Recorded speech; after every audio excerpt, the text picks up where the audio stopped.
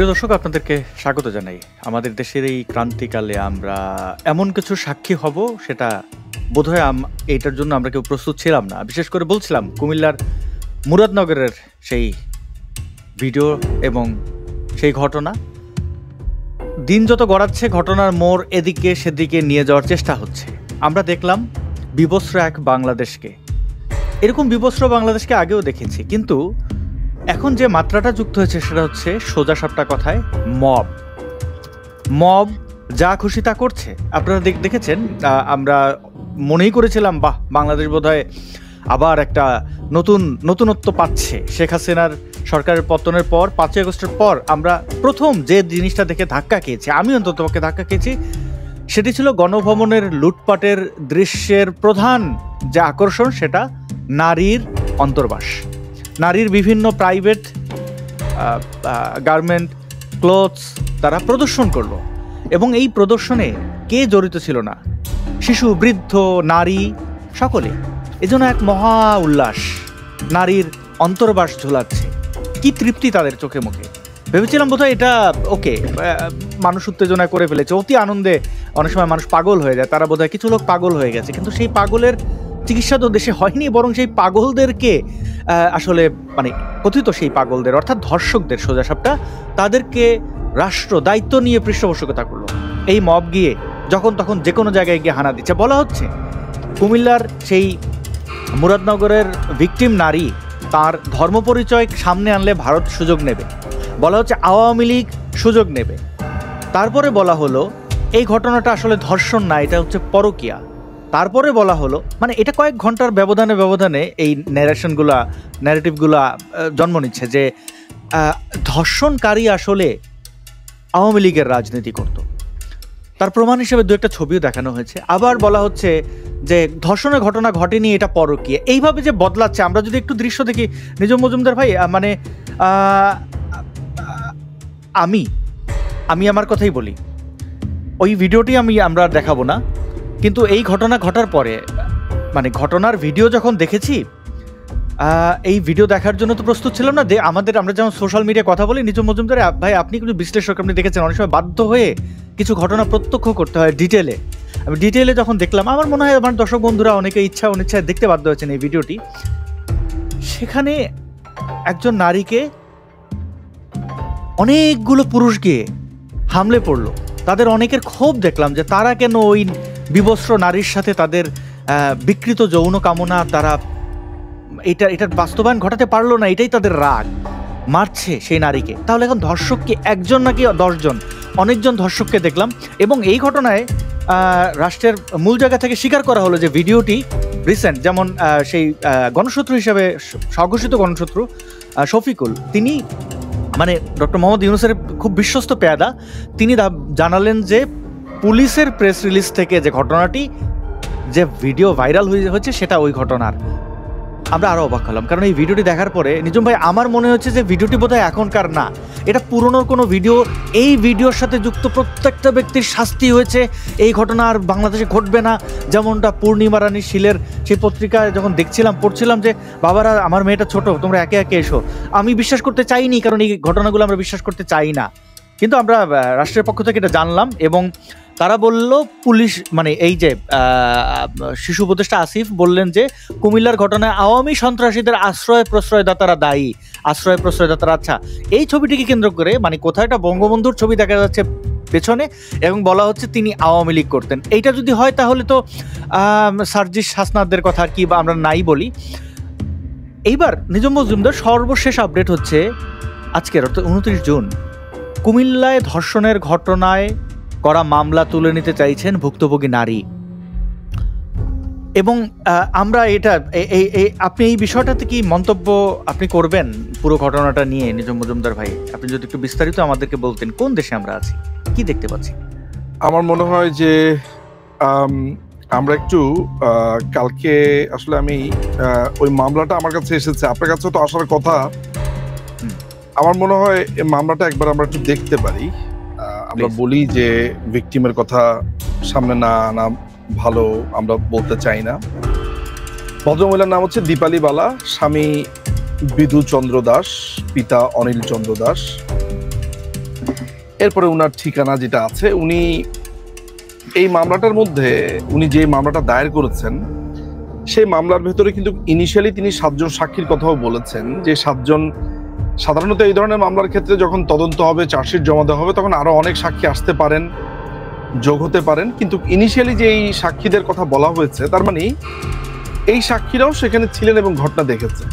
আমি সেখানে যদি কয়েকজন সাক্ষীর নাম বলি, যে যারা আমি ধরে নিচ্ছি নাম দেখে যে তারা হিন্দু ধর্মাবলম্বী 2 জন আছে বা 3 জন আছে, বাকি সবাই যেমন মোহাম্মদ আলী সুমন, মোহাম্মদ বাবু, শামীম, মোহাম্মদ সজীব হাসান, এদের মধ্যে একজন ব্যক্তি, যে ব্যক্তি আসলে তার বন্ধু বান্ধবদেরকে নিয়ে এই মহিলাকে উদ্ধার করেন, তিনিও মুসলমান ধর্মাবলম্বী, তিনি সেখানে ছিলেন কারণ হিন্দুদের একটা প্রোগ্রাম সম্ভবত সেখানে ছিল। তো সেই ভদ্রলোককে আমি বলতে শুনেছি যে তিনি যখন সেখানে যান, তিনি সেখানে গিয়ে এই আপনার এই ফজর আলীকে তিনি সেখানে দেখতে পান, এবং গ্রামের ছেলে, আমার কাছে তাকে দেখে মনে হয়েছে অত্যন্ত সাধারণ একজন মানুষ, এই স্টুডেন্ট বা এই ধরনের তরুণ যুবক। সে পরিষ্কার করে বলেছে যে এই লোকটি বরাবরই বিএনপির রাজনীতির সাথে যুক্ত ছিল, এবং এটাও বলেছে যে চেয়ারম্যানের সাথে তার ভালো সম্পর্ক ছিল। আমি যেটা অ্যাসেস করতে পারলাম আর কি, আমার যেটা অ্যাসেসমেন্টটা হলো সেটা বলছি আপনাকে আমি। প্রথম আপনি প্যাটার্ন গুলো একটু লক্ষ্য করবেন। প্যাটার্নটা হচ্ছে যে এই আপনার দীপালি, এই ভদ্র মহিলা, তিনি তার বাবার বাড়িতে এসেছেন। বাবার বাড়িতে আমরা যেটাকে নায়র বলি আর কি, বাবার বাড়িতে সেখানে তিনি থাকছিলেন, এবং আগে থেকেই উত্ত্যক্ত করতো এরকম একটি ছেলে তাকে মনে করেছে যে এখন তো আসলে যেহেতু প্রেসার গ্রুপ, এটাকে আমি আর মব বলবো না, আপনার যেন ওর নাম, ওই যে আপনি খুব সুন্দর একটা নাম দিয়েছেন, ইউনুসের সবচেয়ে বড় পেয়াদা, ইউনুসের সবচেয়ে বড় পেয়াদা অনুযায়ী এটা হচ্ছে একটা প্রেসার গ্রুপ, এগুলো মব নয়, মানে বড় না, মানে বিশ্বস্ত পেয়াদা, মানে এই পেয়াদা ছবিও তোলে, এই পেয়াদা ইউনুসকে কাপড়ও সরবরাহ করে, খাবারও সরবরাহ করে, মানে এমন কোনো কাজ নেই যে সে করে না। আমি এই জন্য মানে বিশ্বস্ত মনে করলাম। আপনি কি কখনো কাজী নজরুল ইসলামের মোসাহেব কবিতাটা পড়েছেন? মোসাহেব কবিতাটা পড়েছেন না? আমরা এই প্রোগ্রামের শেষে তো মোসাহেব কবিতাটা আমরা পাঠ করব। তো মোসাহেবের মধ্যে দেখা যায় যে হুজুর যা বলছেন সেটাই ঠিক। হুজুর যদি বলছেন যে সূর্য পশ্চিমে যায়, পশ্চিমে ওঠে, ওইটাও ঠিক, পূবে ওঠে, সেইটাও ঠিক, সবই ঠিক। তো এই শফিকদের মতে যে প্রেসার গ্রুপটা, তারা মনে করেছে যে এখন আসলে বাংলাদেশে আওয়ামী লীগ নেই, এই সময় আপনি যা ইচ্ছা তাই করতে পারবেন, এবং যদি কেউ কোনো ঝামেলা করে তাহলে যেহেতু হিন্দু ফ্যামিলি, তাদেরকে ভারতের দালাল, ভারতীয় বা আওয়ামী লীগের চর, এগুলো বলে দিলেই যেটা হবে, জিনিসটা খারিজ হয়ে যাবে, যে না ওরা আওয়ামী লীগকে ভোট দিত। আমার ব্যক্তিগত অনুমান হচ্ছে যে যেহেতু ওনারা হিন্দু, ফলে এই পরিবার আওয়ামী লীগকে ভোট দিয়েছে, আওয়ামী লীগের পক্ষে আছে, এই ধরনের একটা কথা বলে পার পাওয়া যেতে পারে, বা এখনকার সময় তাদেরকে কেউ টিকিটাও ছুতে পারবে না। আমার ধারণা এই ধরনের একটা মনোবাঞ্ছনা ছিল যে আগে করতে পারেনি, এখন এটা সম্ভব। আপনাকে প্রথমে এই প্যাটার্নের জায়গাতে যেতে হবে। আমি যে এই কথাগুলো বললাম, এটার এক শব্দে, এটার নাম হচ্ছে হেজিমনি, আধিপত্য। আমরা যেটাকে খুবই আলোচনার সময় হেজিমনি বলি প্রভাব বলি, এটা আসলে নতুন এক ধরনের শক্তি বলয় আর কি, যে আওয়ামী লীগ বলেই কাউকে, যে কোনো কাউকে খুন করে ফেলা যাবে, ফলে আপনাকে আর ওইখানে বিচার আচারের প্রশ্ন আসছে না।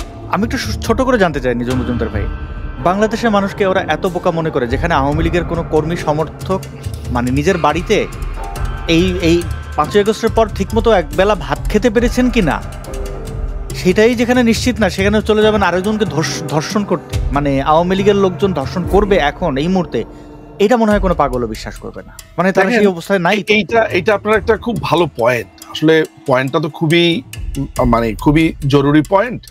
এই পয়েন্টটা আসলে আমি যে 3 নম্বর জায়গাতে এসে আলোচনা করতে চেয়েছি, আপনি এখনই বলছেন, বাট আমি এক্ষুনি আসছি। আসলে প্রথমত আপনি এটা ধরে নেন যে এই ভদ্র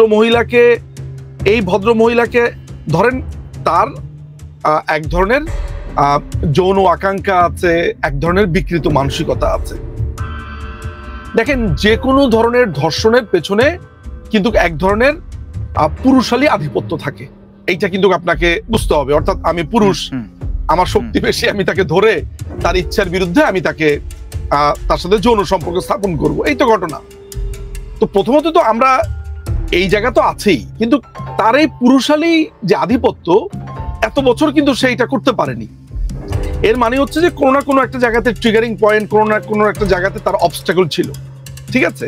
সেইটা কি, সেটা হয়তো আমরা ওই স্থানীয় ক্ষেত্রে তদন্ত করলে বের করব যে এত বছর ধরে উত্ত্যক্ত করেছে, কি করেছে না করেছে।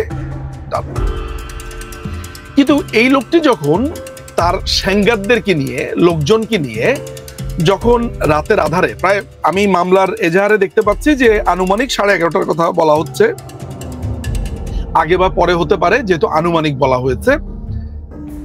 এই ধরনের একটি বাংলাদেশে আপনি যেটা যথার্থ বলেছেন, আমি এখন সেখানেই আসছি, যেখানে বাংলাদেশ আওয়ামী লীগের একজন সাধারণ কর্মী, আমি জানি না আসাদ ভাই আপনি জানেন কিনা, আপনি জানেন যে বাংলাদেশে অসংখ্য কর্মী আছে, গ্রাউন্ড লেভেলের কর্মী আছে, যারা বাসার আলোটাও এখন জ্বালায় না। আমি কর্মীর কথা বাদ দিলাম, আমি এরকম অভিনেত্রীকে চিনি, বেশ নামকরা অভিনেত্রী, আমার সাথে কথা হয়েছে, তিনি বলেছেন তিনি প্রথম 5 মাস, অগাস্টের প্রথম 5 মাস তিনি বাসার লাইটটি জ্বালাননি তার বেডরুমের। এবং এটা শুনে আমি অত্যন্ত বিস্মিত হয়েছি। আমি বললাম যে is it possible, or just আমাকে বলার জন্য বলছে, হুইচ ইজ কারেক্ট। বিকজ আমি এরকম অনেকের কাছে শুনেছি যে শুধুমাত্র বাথরুমে যাওয়ার জন্য, অনেক সময় হয়েছে কি বাথরুমে যাওয়ার সময় যে মোবাইলের লাইটটা আয়নার দিকে দিয়ে রাখতো যাতে করে একটু আলো হতো, তার বাথরুম করে চলে, মানে বাথরুমের লাইটটাও জ্বালাচ্ছে না, কারণ যদি তার বাসার দিকে কেউ নজর রাখে, এই বাসাতে কেউ আছে এইটা চিন্তা করে অ্যাটাক করে। যখন পরিস্থিতিটা ঠিক এমন, আর গ্রামের ব্যাপারটা তো আপনি জানেন ভাই, গ্রামে আপনার এত বেশি সার্ভেলেন্স থাকে, সেটা সিসিটিভি ক্যামেরা সার্ভেলেন্স লাগে না।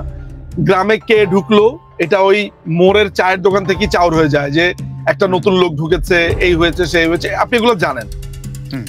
সেইখানে রাত্রে 11:30টার সময় বাংলাদেশ আওয়ামী লীগের বা ছাত্রলীগের বা যুবলীগের বা স্বেচ্ছাসেবক হুয়েভার, তারা দলবল নিয়ে একজন হিন্দু মানুষের বাসাতে অ্যাটাক করবে। জাস্ট আমার মনে হয় যে বাংলাদেশ আওয়ামী লীগের সবচাইতে যে চরম শত্রু, সেও মনে হয় না যে এই ধরনের ভাবনা এখন ভাববে। আমি যদি ধরে নেই যে গিল্টি মাইন্ড সবাই আছে, আমি ধরে নিলাম, সেই গিল্টি মাইন্ড থাকলেও বাংলাদেশ আওয়ামী লীগের কোন নেতাকর্মী এই বাড়িতে ঢুকবে? আচ্ছা না, আমরা এই প্রসঙ্গটা কেন আনলাম, আওয়ামী লীগের প্রসঙ্গটা কেন আনলাম? এই কারণে আনলাম যে বলা হচ্ছে যে এই যে